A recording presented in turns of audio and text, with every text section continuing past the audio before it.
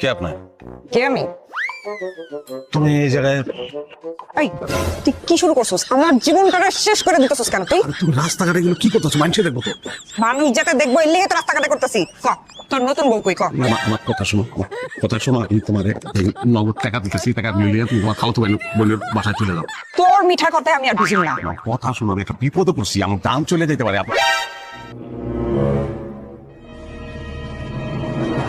আপা কাপা আমার মাফ করে দেন আপা।